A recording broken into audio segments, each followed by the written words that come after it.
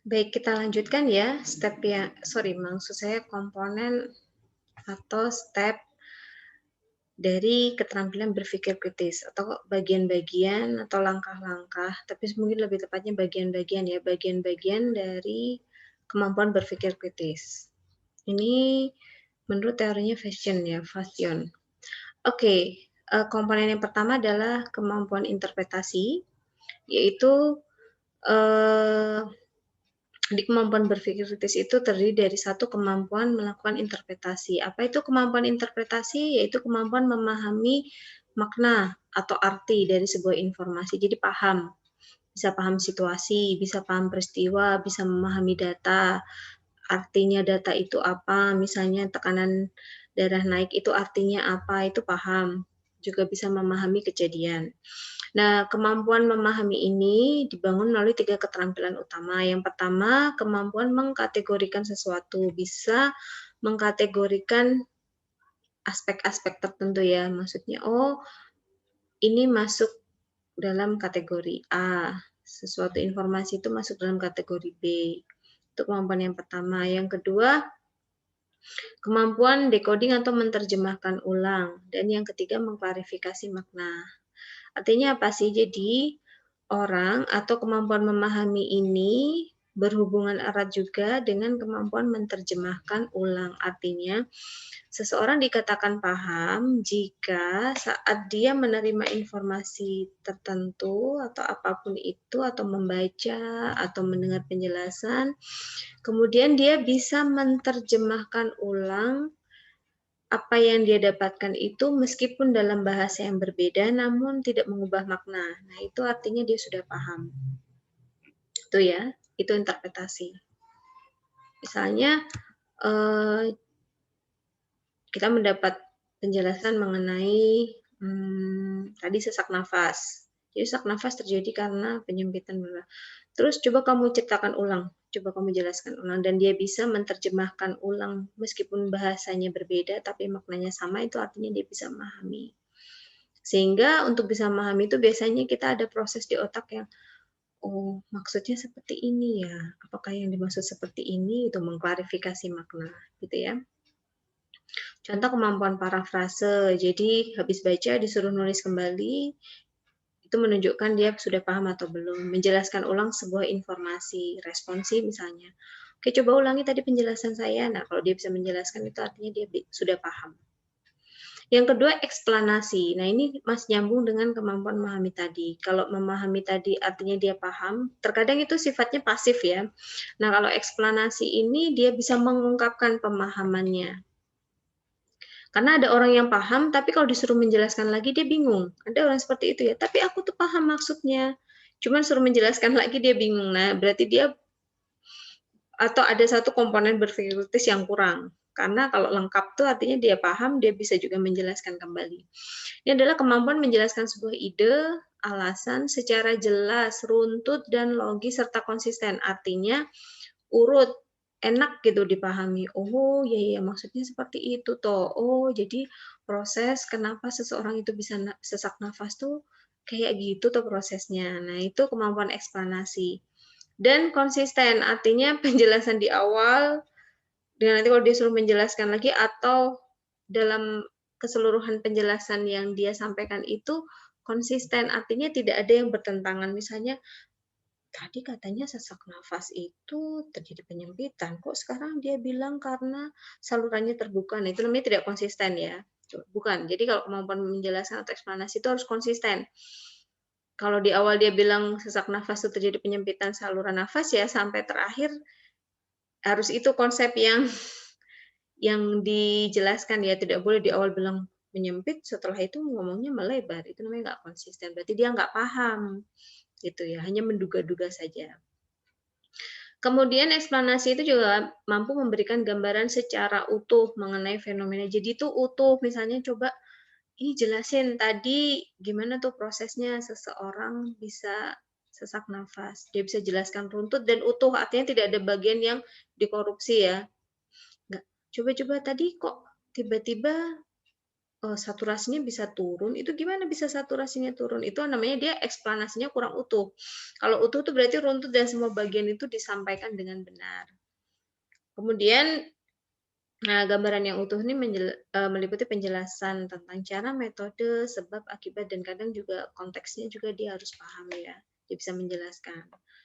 Misalnya karena ada makna-makna tertentu yang dia itu sangat dipengaruhi oleh konteks ya. Artinya kalau konteksnya berganti, maka nanti maknanya pun atau penjelasannya pun beda. Ini misalnya kalau menyangkut undang-undang. Undang-undang itu kan ada konteksnya ya. Terus kemudian hukum-hukum syar'i agama itu kan juga biasanya tidak boleh dilepaskan dari konteksnya. Contoh nih yang saya pahami ya, misalnya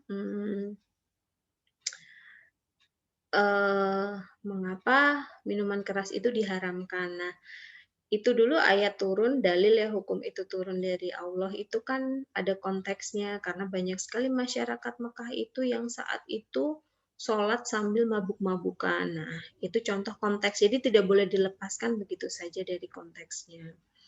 Gitu ya. Konteks itu sesuatu yang melekat pada sebuah peristiwa atau sebuah informasi yang jika konteks itu dilepas, maka maknanya akan berubah. Gitu ya. Misalnya ini penjelasan di undang-undang seringnya sih. Gitu. Nah, ini latihan eksplanasi ya. Contohnya nih menjelaskan nih bagaimana proses terjadinya hujan. Nah, ini kan ada pertama dimulai dari misalnya air terkena sinar matahari terus menguap membentuk awan. Kemudian awan ini terkondensasi atau jenuh dengan uap dan kemudian muncullah butir-butir air. Air yang turun diserap oleh tanah, kemudian mengalir ke sungai, laut, kemudian sama terkena sinar matahari, menguap lagi, dan seterusnya. Nah, itu contoh latihan eksplanasi. Itu harus jelas, harus ada 1, 2, 3, 4, 5. Ini yang dijelaskan secara utuh. Nah, kemampuan berikutnya, bagian dari critical thinking adalah kemampuan analisis atau menguraikan konsep informasi menjadi bagian yang terkecil, kemudian mengidentifikasi hubungan antar komponen.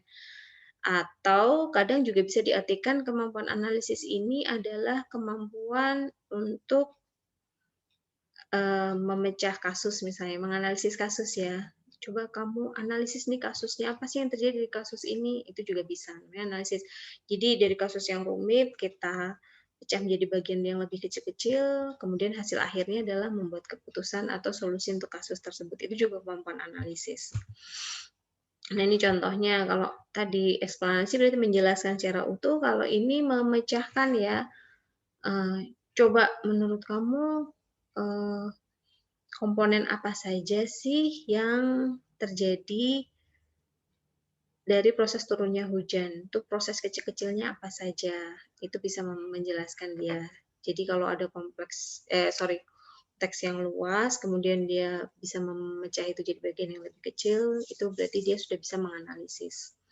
Gitu ya. Artinya mencari fakta-fakta yang jeli, mencari penjelasan-penjelasan yang jeli, itu analisis.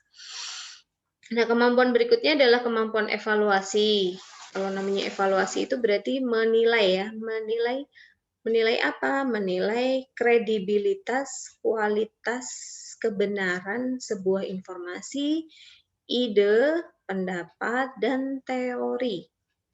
Sehingga cakupan evaluasi ini bisa sangat luas. Artinya yang dinilai itu bisa macam-macam. Artinya saya mengevaluasi sebuah ide, menurut saya ide kamu nih nggak tepat. Itu evaluasi, menilai kualitasnya bagus atau buruk, benar atau salah, gitu ya, menilai kebenaran dan kredibilitas. Bisa dipertanggungjawabkan nggak? Menurut saya nih ide kamu nih ngawur, karena nggak bisa dipertanggungjawabkan. Itu evaluasi, gitu ya.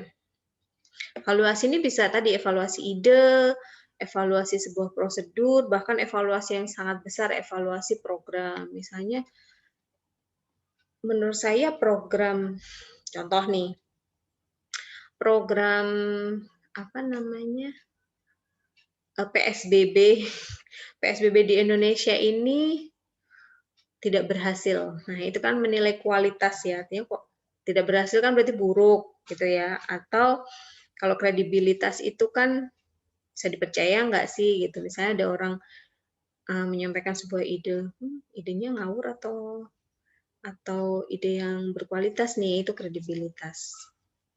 Jadi itu contohnya evaluasi. Jadi saat kita dihadapkan sesuatu, kita bisa menilai mengenai kredibilitas sesuatu tersebut, kualitasnya, ataupun kebenarannya. Kayak ini nggak bener deh idenya ini, atau kayaknya program ini nggak bener deh. Saya yakin kalau program ini dijalankan nggak akan berhasil. Itu namanya evaluasi. Atau sudah terjadi dan kemudian kita menilai, wah ini program PSBB ini gagal nih.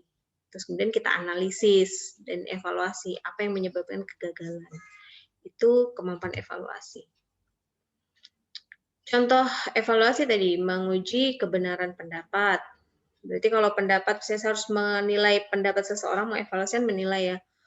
Mungkin saya kaji dulu referensinya, kok kamu bisa ngomong seperti itu, dasarmu apa? Itu mengkaji pendapat. Bisa juga mengevaluasi konsep atau teori. Kok teori ini mengatakan, misalnya contohnya yang dulu ya, gay itu terjadi karena bla bla bla. Saya uji ulang deh, saya teliti ulang nih teorinya. Itu bisa mengevaluasi teori. Nah, kalau mengevaluasi program, apakah program ini berhasil atau tidak, program ini bagus atau buruk, misalnya program televisi ya, apakah dia baik atau enggak sih, disukai atau tidak, kredibel, benar atau enggak programnya, bisa juga melalui survei. Kita tanya orang-orang yang menggunakan program tersebut. Itu contoh bentuk evaluasi. Nah, kemampuan yang berikutnya adalah kemampuan inferensi ya, atau membuat kesimpulan. Nah, setelah kita bisa mengevaluasi, kita kemudian dikatakan orang yang kritis juga saat kita bisa membuat kesimpulan, artinya hasil akhir berdasarkan tadi data, konsep, dan sebagainya. Itu kemudian kemampuan yang terakhir adalah, atau komponen berpikir kritis yang terakhir adalah self-regulasi atau self-regulation atau regulasi diri. Ini kemampuan mengatur diri sendiri. Artinya apa sih? Orang yang kritis itu dia bisa mengatur, memonitor, dan mengatur itu apa ya? Mengendalikan pikirannya. Itu orang yang kritis.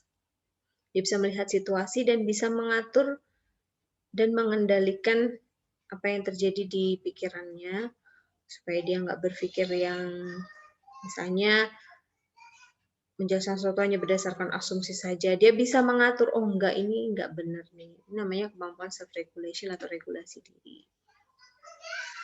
Tuh.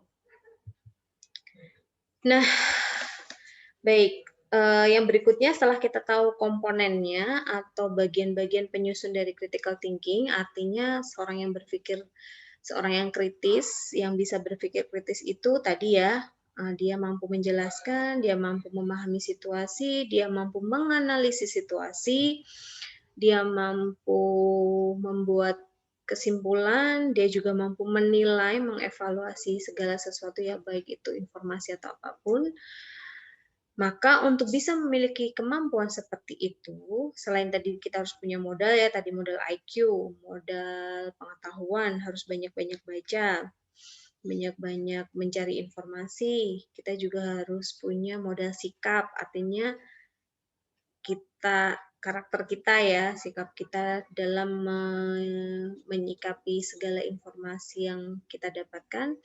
Nah, yang berikutnya adalah gimana caranya kita membentuk perilaku tersebut. Setelah kita tahu modalnya, kemudian kita harus tahu tekniknya. Gimana nih supaya modal yang kita miliki itu bisa kita upayakan, kita lakukan usaha, atau kita lakukan metode atau proses-proses tertentu sehingga dari modal yang ada itu berbuahlah kemampuan berpikir kritis yang tinggi. Nah, bagaimana cara membangun berpikir kritis setelah kita tahu modalnya, kita tahu juga kompetensi yang harus dicapai, saya harus bisa menganalisis, bisa memahami, dan sebagainya. Gimana cara membangunnya? Yang pertama adalah meningkatkan self-awareness atau mengenal diri sendiri, itu penting. Gitu ya, saya itu orang yang seperti apa, kelemahan saya apa, kelebihan saya apa. saya tuh orang yang karakternya kayak apa, saya males atau rajin, itu self awareness. Yang kedua, mentoleransi dissonance, ketidaksesuaian dan ambiguitas. Harus bisa toleran ya, tidak gampang terombang-ambing. Kemudian setelah itu kita juga harus bisa meng-create atau menciptakan lingkungan yang mendukung. Jadi kemampuan berpikir kritis ini adalah kemampuan yang memang harus dibangun ya. Artinya dia nggak akan muncul begitu saja kalau tidak kita upayakan. Kalau kita hanya diam saja, pasif, ya kemampuan ini tidak akan tumbuh. Nah, kalau walaupun kita punya modal, tadi ya IQ-nya oke, talk chair, sikapnya juga bagus, tapi dia nggak sering-sering baca ya, dan atau punya modal yang ketiga tapi dia tidak bisa menumbuhkan menciptakan lingkungan yang membuat modal-modal tadi bisa tumbuh jadi buah kemampuan berpikir kritis ya juga akhirnya sama saja ya. Nah, sehingga upaya yang ketiga adalah creating environment atau membangun lingkungan. Jadi kita harus menciptakan lingkungan yang bisa membangun critical thinking ini. Karena ada banyak sekali lingkungan-lingkungan yang justru mematikan critical thinking ya. Misalnya setiap kali berpendapat ditentang, setiap kali mengungkapkan pendapat di judgment ya. Nah, itu kan akhirnya critical thinking-nya jadi tumpul atau jadi mati bahkan.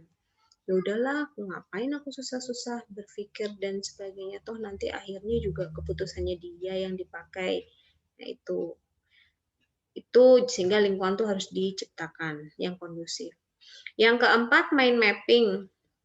Dia akan saya jelaskan ya setelah ini. Dan yang terakhir adalah self reflection atau refleksi diri. Baik, saya akan jelaskan satu persatu. Yang pertama self awareness atau kesadaran diri. Kita ini orang yang sudah dewasa. Artinya orang yang dewasa itu memahami dirinya sendiri.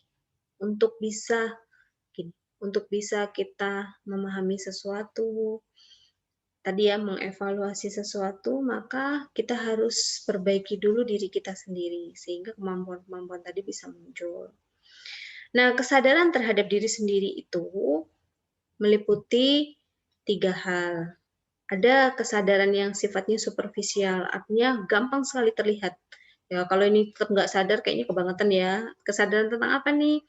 Tentang tentang jenis kelamin kita, usia, tingkat pendidikan itu kan kalau nggak sadar tuh ya namanya orang nggak waras ya. Usiamu berapa? Nggak tahu ya, usiaku masih 17 tahun padahal 37 tahun. Ya, itu saya ya misalnya. Kemudian kesadaran yang kedua itu kesadaran mengenai hal-hal yang kita anggap penting. Setelah kita menyadari siapa diri kita yang superficial atau ini terlihat banget, kita juga harus sadar nih hal-hal apa saja sih yang menurut kita itu penting dan berharga. Itu kita harus sadar.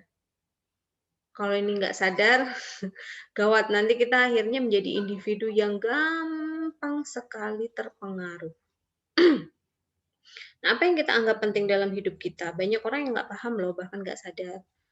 Menurut kita yang penting menurut saya yang penting itu penampilan, apa sopan santun, etika dan sebagainya. Ini kita harus sadari dulu apa sih yang penting dalam hidup kita itu, apakah penampilan, apakah ilmu, apakah karakter, attitude, apakah keluarga, apakah apa itu ya, itu masing-masing individu berbeda. Nah, kesadaran yang ketiga adalah kesadaran yang paling dalam. Ini menyangkut pikiran terdalam kita, rahasia-rahasia kita, atau aspek-aspek yang hanya kita yang tahu. Itu aspek yang terdalam. Tuh. Nah, tadi bagian-bagian dari self-awareness. Nah, sekarang ada juga komponen-komponen self-awareness. Sorry, ini adalah definisi dari self-awareness ya, atau kesadaran terhadap diri itu kesadaran meliputi apa saja sih? Ada 3 ya, kesadaran yang paling luar, tengah, dan yang terdalam. Nah, kalau komponennya sendiri, komponen dari self-awareness ini, yang pertama ada moral, Ada motivasi dan kecerdasan emosi. Jadi moral ya, kita akan bahas satu persatu. Kenapa moral ini jadi bagian penting dari kesadaran diri? Moral diri itu adalah kemampuan untuk mengenali, know the difference, mengetahui perbedaan antara sesuatu yang benar dan yang salah, and learning, dan belajar bagaimana berperilaku yang benar dan apa yang harus dilakukan atau perilaku apa yang tidak boleh dilakukan. Apa yang boleh dilakukan dan apa yang tidak dilakukan. Itu namanya moral. Jadi harus tahu, oh ini benar, oh itu salah. Seperti yang saya contohkan kemarin, oh ikut atau jadi prostitut itu benar, kerja itu salah atau sebaliknya itu ya, itu namanya moral. Nah, untuk menentukan tindakan itu benar atau tidak, itu ada 3 pertimbangan utama. Jadi kita mengatakan itu benar, tindakan itu benar atau salah, itu ada 3 pertimbangan yang harus kita pahami. Yang pertama, konsekuensi based theory, atau dasarnya adalah konsekuensi. Jadi tindakan yang dikatakan benar dan memiliki moralitas yang tinggi menurut pendekatan ini adalah tindakan yang memiliki konsekuensi positif yang terbesar. Itu namanya bermoral. Kalau ada konsekuensi atau manfaatnya positifnya ada tapi kecil, tapi mudorotnya lebih banyak, itu namanya tidak bermoral. Gitu ya, itu nggak benar. Yang kedua, berdasarkan prinsipnya. Kalau teori ini menekankan bahwa sesuatu yang bermoral itu dilihat dari aspek peraturan, kewajiban, dan tugas. Artinya, sebuah tindakan yang benar itu kita judgement atau kita nilai berdasarkan apakah itu dia sesuai dengan aturan, kemudian apakah tindakan itu tindakan yang tidak sesuai dengan kewajiban, artinya kita meninggalkan kewajiban dan tugas atau tidak. Itu prinsip yang kedua. Semakin bertanggung jawab hal tersebut atau keputusan yang kita buat itu, artinya sesuai dengan aturan, kita menjalankan apa yang menjadi tugas kita, tidak mangkir, maka itu tindakan yang bermoral. Nah, pendekatan yang ketiga adalah relation based caring theory, di mana kalau ini prinsip yang ketiga, tindakan yang dikatakan bermoral itu adalah sebuah tindakan yang dia menjaga hubungan baik dengan sekeliling. Jadi semakin kecil dia menimbulkan masalah, maka itu semakin bermoral lah tindakan atau aspek tersebut. Nah, moral ini tadi ya, kemampuan melakukan atau memilih tindakan benar dan salah itu adalah komponen yang penting dari kesadaran diri. Itu ya. Jadi orang yang sadar diri itu ya adalah orang yang memiliki moralitas yang tinggi. Artinya tindakannya benar. Yang benar yang seperti apa? Yang berfaedah, yang tidak melanggar aturan, dan yang membuat orang sekeliling itu lebih nyaman. Tapi tentu saja ini relatif ya, karena kita nggak bisa membuat semua orang nyaman, tapi setidaknya sebagian besar dari orang sekeliling kita itu nyaman. Nah, yang kedua dari self-awareness ini adalah motivasi. Motivasi untuk bisa lebih baik. Jadi meningkatkan kesadaran diri itu dengan meningkatkan motivasi. Dan unsur kecerdasan diri, kesadaran diri yang terakhir adalah kecerdasan emosional. Kecerdasan emosional adalah kemampuan menyadari dampak emosi yang kita miliki terhadap keputusan yang kita ambil. Di mana kecerdasan emosi ini komponennya adalah orang yang cerdas secara emosional, yang artinya kita sadar nih, aduh, saya kalau lagi emosi tuh kadang membuat keputusan jadi nggak benar. Makanya jangan buat keputusan saat emosi. Itu namanya orang yang kecerdasan emosinya tinggi. Itu memiliki aspek-aspek ya kecerdasan emosi. Itu yang pertama, regulasi diri, kemampuan dia mengontrol emosi. kemampuan dia mengenali emosi, kemampuan dia empati memahami emosi orang lain, dan kemampuan manajemen konflik atau masalah. Itu komponen dari kecerdasan emosi. Sehingga semakin bagus 3 aspek ini, maka seseorang itu semakin cerdas emosinya.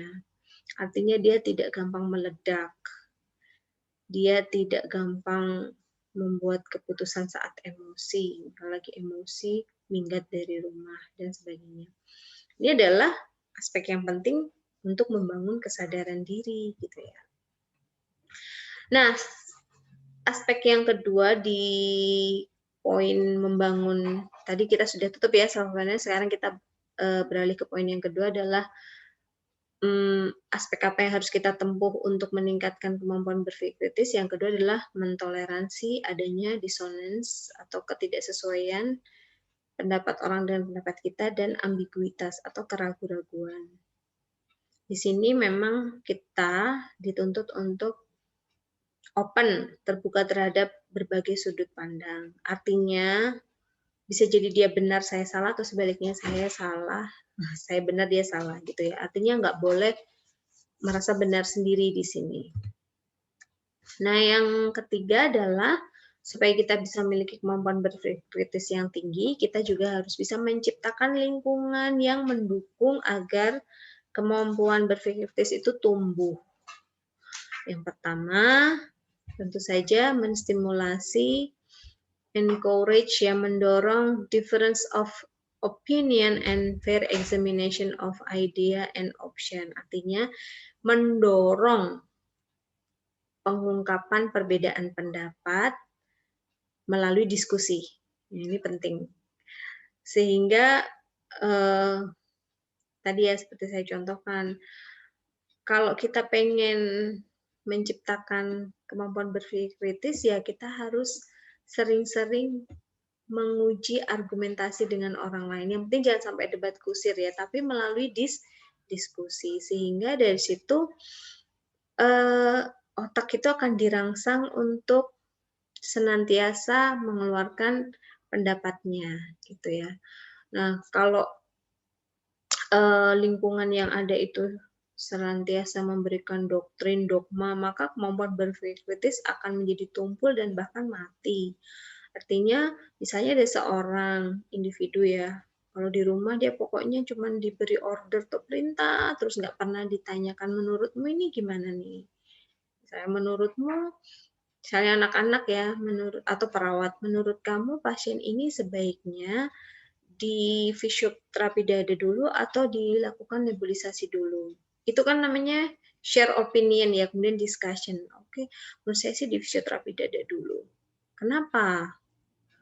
Apa benefitnya? Apa evidennya? Kenapa fisioterapi dada dulu? Kenapa nggak nebulisasi dulu? Itu contohnya. Sehingga semakin sering diskusi yang melibatkan ada perbedaan pendapat, kemudian dikontraskan dan didiskusikan, dicari yang terbaik, maka semakin kemampuan berpikir kritis itu tumbuh. Nah, orang yang seperti ini kan nggak bisa kalau tergantung sama orang lain ya, makanya tadi salah satu komponen sikapnya ya harus mandiri, artinya kita jangan terlalu percaya sama orang lain atau bahkan menggantungkan pendapat kita terhadap pendapat orang lain. Itu poin yang ketiga untuk membangun kemampuan berpikir kritis. Yang pertama tadi sadar diri, yang kedua harus bisa mentoleransi perbedaan, dan yang ketiga meng-create atau menciptakan lingkungan yang senantiasa ada diskusinya, tapi diskusinya itu menghargai ya, jadi bukan diskusi untuk menjatuhkan pendapat orang lain, bukan seperti itu. Nah, yang keempat adalah sering-sering membuat mind mapping atau membuat kerangka berpikir dalam bentuk tulisan ya. Ini penting sekali. Jadi misalnya kalau saya ya, misalnya saya habis baca buku atau saya sedang baca artikel itu, saya pasti tulis dan saya bikin bagan. Karena itu memudahkan saya untuk mengingat dengan menstimulasi otak saya. Oke, ini misalnya ini bagian yang mana ya, hubungannya ini dengan ini apa ya? Penjelasan ini dengan penjelasan yang sudahnya itu kaitannya di mana ya? Kenapa dia berbeda? Kenapa dia dijelaskan di chapter yang beda? Itu kemudian ditulis dan kalau saya biasanya saya bikin diagram ya, saya bikin bagan. Nah, itu akan merangsang otak kita untuk senantiasa berpikir kritis. Tuh. Jadi ya sering-seringlah membaca dan kemudian membuat ringkasan dalam bentuk bagan atau mind mapping ya. Bentuk bagan itu artinya kan berarti dikasih panah-panah, hubungannya apa, membuat gambar, gambar bagan maksudnya. Tuh. Nah, yang terakhir adalah untuk bisa membangun critical thinking adalah kemampuan atau membangun atau sering-seringlah melakukan refleksi diri. Refleksi diri itu apa sih? Mengkoreksi diri dengan mengevaluasi kembali kejadian yang telah berlalu. Ini penting untuk meningkatkan kedewasaan. Jadi harus sering-sering melakukan refleksi diri atau perenungan ya. Misalnya hari ini gagal di kuis, nilainya jeblok cuma 50. Nah, itu dikoreksi dan dievaluasi. Kenapa ya kok bisa gagal? Apa yang menyebabkan tadi gagal dalam mengerjakan kuis dan sebagainya. Itu ya, itu namanya refleksi diri. Dan jika nanti harus mengerjakan kuis lagi, apa yang harus diperbaiki supaya performa mengerjakan kuisnya itu bagus. Itu contohnya refleksi diri. Nah, ini adalah model refleksi menurut Gibbs. Jadi, mendeskripsikan apa yang terjadi, why, kenapa hal ini terjadi, perasaan apa yang muncul, sedih kalau misalnya kuisnya gagal. Atau kenapa sih tadi aku kok nggak paham ya waktu dijelaskan kuliah dengan Bapak X misalnya. Apa yang dirasakan dari peristiwa tersebut, apakah sedih, senang, atau biasa aja. Semakin dalam pemaknaan kita terhadap peristiwa tersebut, biasanya semakin mudah kita melakukan refleksi diri. Kita nggak akan merefleksikan hal-hal yang menurut kita tidak punya emotional sense ya, sehingga emotional sense ini penting. Kemudian mengevaluasi apa yang sudah baik dan apa yang masih jelek, kemudian menganalisis pelajaran apa yang bisa didapatkan dari hal tersebut, dan jika hal tersebut terjadi kembali, apa yang bisa saya lakukan lebih baik daripada hal ini, atau dibandingkan dengan apa yang saya kerjakan saat ini. Ini penting ya, karena hidup kita itu terkadang hanyalah pengulangan kejadian demi kejadian. Artinya hari ini ujian, besok ujian lagi. Hari ini misalnya nggak punya duit, besok nggak punya duit lagi. Hari ini nggak bisa makan, besok nggak bisa makan lagi. Atau hari ini kita kesulitan di dalam apa ya, aspek X, besok kita juga kesulitan atau mengalami masalah di aspek yang sama. Artinya kita harus bisa belajar dari kejadian yang ada dan kemudian merumuskan solusi atau perbaikan terhadap respon kita terhadap kejadian tersebut, sehingga pada waktu itu terjadi kembali kita bisa melakukan tindakan yang jauh lebih baik. Tuh. Ya baik, saya rasa itu saja ya, cukup untuk kuliah critical thinking atau berpikir kritis hari ini. Semoga bermanfaat, dan jika ada sesi diskusi, nanti silakan ajukan pertanyaan di Google Classroom. Terima kasih. Assalamualaikum warahmatullahi wabarakatuh.